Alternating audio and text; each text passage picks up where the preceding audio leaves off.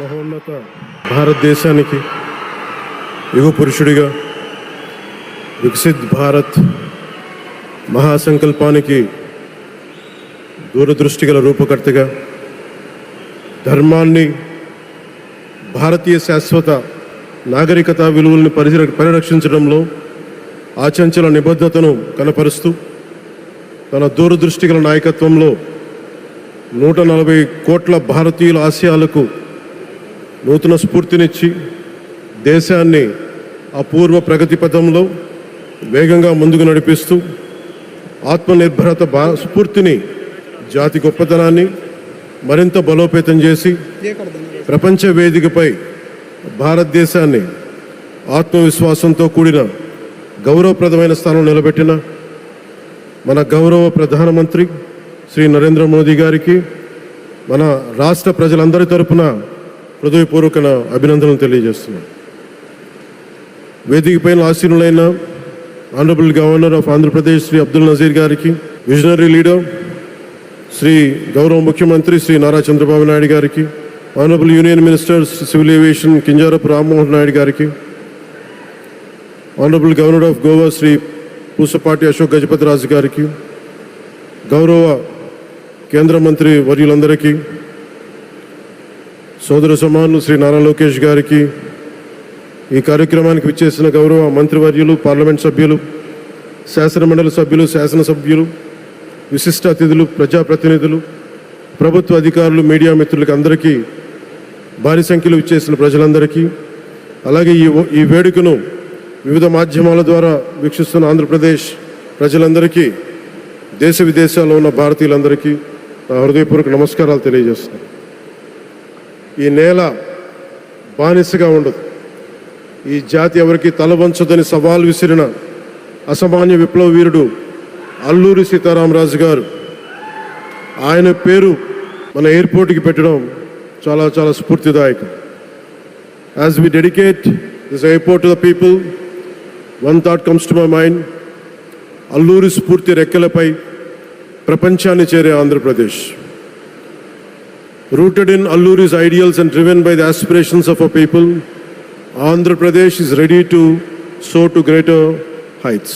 ఈరోజు మన గౌరవ ప్రధానమంత్రి నరేంద్ర మోదీ గారి చేతుల మీదుగా అల్లూరి సీతారామరాజు అంతర్జాతీయ విమానాశ్రయానికి, జాతికి దీనిని అంకితం చేయటం ఆంధ్రప్రదేశ్ అభివృద్ధి ప్రస్థానంలో ఒక నూతన అధ్యాయానికి నాంది పలుకుతుంది. మోదీ గారి నాయకత్వంలో ఈరోజు 17,435 కోట్ల విలువైన అభివృద్ధి కార్యక్రమాలు ప్రజలకి అంకితం కావడం, అలాగే national highway projects, energy infrastructure ప్రాజెక్టులో ప్రారంభోత్సవాలు, శంకుస్థాపనలు జరగడం మన రాష్ట్ర అభివృద్ధిలో చాలా కీలకమైన ఘట్టం. ఈ ప్రాజెక్ట్స్ కనెక్టివిటీని బలోపేతం చేయడం కాదు, ఎనర్జీ సెక్యూరిటీని పెంచి ఇండస్ట్రియల్ గ్రోత్స్కి మరింత వేగాన్ని అందించి, యువతకి ఉపాధి అవకాశాలు మెరుగుపరిచి ఆంధ్రప్రదేశ్ని మరింత వేగంగా అభివృద్ధి పదంలో ముందుకు నడిపిస్తాయి. ఒక దేశం కేవలం ప్రకటనలతో అభివృద్ధి చెందదు, ప్రజల కళల సాకారం అయ్యే మౌలిక సదుపాయాలతో అభివృద్ధి చెందుతుంది. So honourable Modiji, your vision of Viksit Bharat and Atmanirbhar Bharat is transforming the nation across every sector, from highways to railways, from ports to airports, from digital infrastructure to defense, manufacturing and renewable energy. చరిత్ర కేవలం మన నిర్మించిన కట్టడాలను మాత్రమే గుర్తుంచుకోదు, వాటి ద్వారా నిర్మితమైన భవిష్యత్తుని గుర్తుంచుకుంటుంది. ఈ విషయం మీ నాయకత్వంలో ఆంధ్రప్రదేశ్కి లభిస్తున్న అభివృద్ధిలో చాలా చాలా స్పష్టంగా కనిపిస్తాం. ఇదివరకే విశాఖపట్నంలో 2 లక్షల కోట్ల పైగా పెట్టుబడులు, అందులో ఎన్టీపీసీ గ్రీన్ హైడ్రోజన్ హబ్, జాతీయ రహదారులు, రైల్వే ప్రాజెక్టులు, అలాగే అమరావతి కోసం 50,000 కోట్ల పెట్టుబడులు, రాయలసీమ అభివృద్ధికి 13,400 కోట్ల ప్రాజెక్టులు మన రాష్ట్ర అభివృద్ధికి బలమైన పునాది వేస్తున్నాయి. South Coast railway zone at Visakhapatnam ఏర్పాటు ద్వారా ఆంధ్రప్రదేశ్ ప్రజల చిరకాల ఆకాంక్షను సాకారం చేస్తుంది. ఈ కార్యక్రమాలు మరిన్ని పెట్టుబడులు ఆకర్షించడంతో పాటు ప్రత్యక్షంగా పరోక్షంగా 20 లక్షల పైగా ఉపాధి అవకాశాలను సృష్టించి స్టేట్ ఇన్ఫ్రాస్ట్రక్చర్ని మరింత బలోపేతం చేస్తూ ఆర్థికాభివృద్ధికి మరింత బలాన్ని అందిస్తున్నారు. అలాగే గౌరవ చంద్రబాబు నాయుడు గారి నాయకత్వంలో, ఆయన మార్గదర్శకత్వంలో, వారి నాయకత్వంలో ఆంధ్రప్రదేశ్ దేశంలోని అగ్రగామి రాష్ట్రంగా అవతరిస్తూ ఉంది. ప్రత్యేకించి ఈ విమానాశ్రయానికి అల్లూరి సీతారామరాజు గారి పేరు పెట్టడం ఆ మహావీరుడికి నివాళి మాత్రమే కాదు, ఆయన ఆశయాలను, ఆయన స్ఫూర్తిని భావితరాలకు అందించే చాలా చాలా గొప్ప నిర్ణయం. జి మల్లికార్జునరావు గారు, జిఎంఆర్ అందరూ ప్రేమగా పిలుచుకున్న జిఎంఆర్ గారు, వారు దీన్ని కట్టడం శ్రీకాకుళం జిల్లా నుంచి వచ్చి, రాజాం నుంచి వచ్చి శ్రీకాకుళం వెనుకబాటుతనానికి ఆయన కృషిని ట్రస్టుల ద్వారా అందిస్తూ ఆయన నేతృత్వంలో, ఆయన నాయకత్వంలో ఎయిర్పోర్ట్ నిర్మించడం మనందరికీ చాలా చాలా గర్వకారణం. ఈ సందర్భంగా మనందరం ఒక నిర్ణయం తీసుకోవాలి.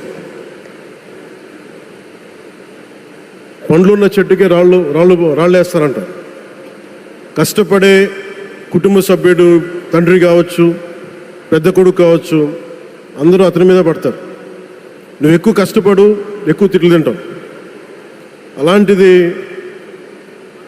మనం ఎలాంటి పరిస్థితుల నుంచి వచ్చాం? భారతదేశం ఒక పరిస్థితిలో బంగారాన్ని కూడా తాకట్టు పెట్టుకునే పరిస్థితి వచ్చింది.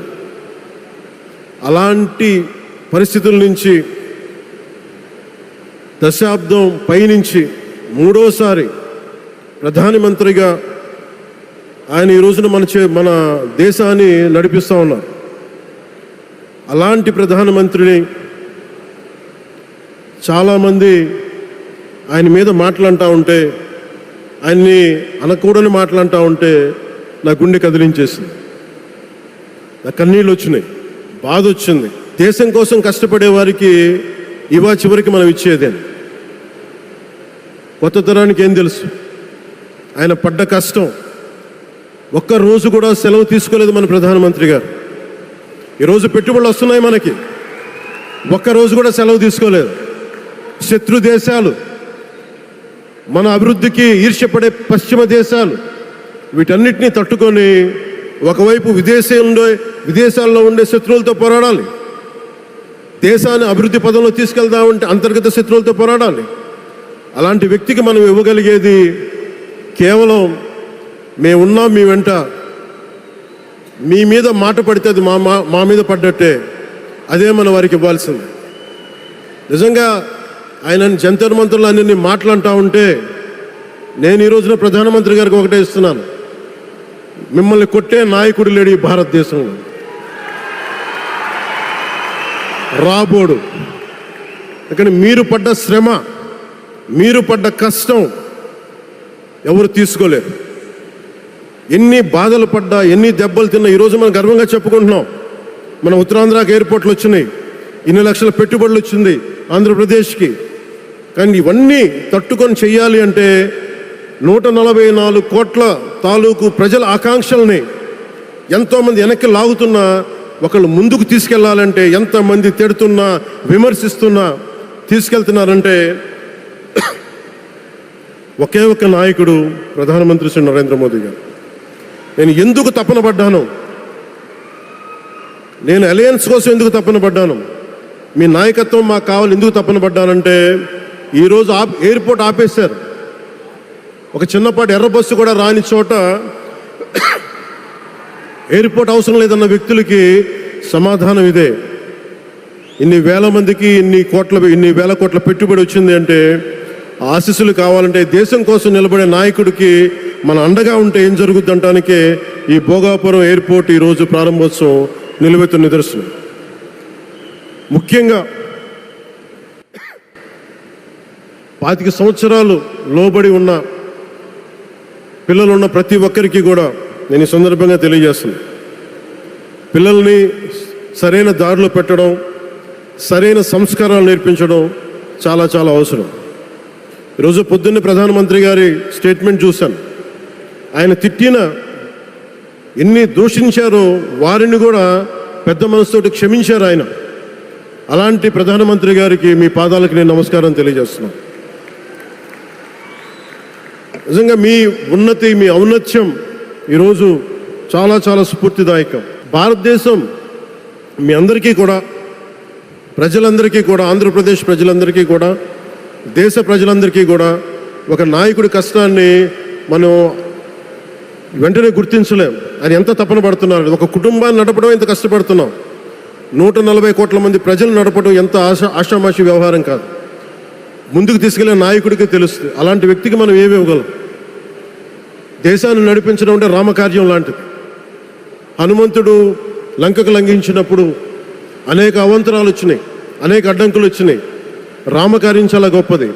అలాగే ఈరోజు ప్రధానమంత్రి గారు దేశాన్ని ముందుకు నడిపించేది బృహత్ కార్యం, చాలా మహాకార్యం అది. అలాంటి వ్యక్తికి మనం ఇవ్వగలిగేది, హనుమంతుడికి మనం ఏమి ఇవ్వగలం? నువ్వెంత గొప్పగా లంఘించావు, ఎంత కష్టపడ్డావు. ఏ దేవతకైనా ఇవ్వాల్సిన స్తుతే. వాళ్ళు మన నుంచి ఏమి కోరుకోరు. ఒక తల్లిదండ్రులకి మనం ఏం కోరుకోరు. అమ్మ నువ్వు మా కోసం కష్టపడ్డావు, నాన్న నువ్వు మా కోసం కష్టపడ్డావు అని. అలాగే ఈ దేశ ప్రధానికి, సెలవు తీసుకోకుండా పనిచేస్తున్న ఈ దేశ ప్రధానికి మనం ఇవ్వగలిగేది, మీరు మా కోసం ఎంత కష్టపడ్డారు, మీరు మా కోసం నిరంతరం ఎంత శ్రమ తీసుకున్నారని చెప్పడమే మనందరి కర్తవ్యం. అలాంటి గౌరవ ప్రధానమంత్రి గారికి మనస్ఫూర్తిగా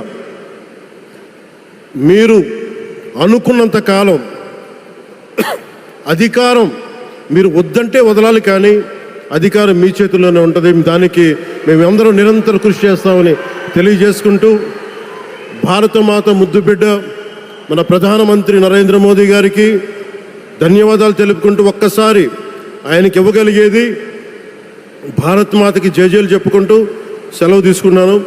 భారత్ మాతాకి. గౌరవ ప్రధానమంత్రి గారికి మరోమారు ధన్యవాదాలు తెలుపుకుంటూ, మీ ఆశీస్సులు మా అందరికీ కావాలి, రాష్ట్రానికి కావాలని తెలియజేసుకుని సెలవు తీసుకున్నాను. జై భారత్ అండ్ జై హింద్.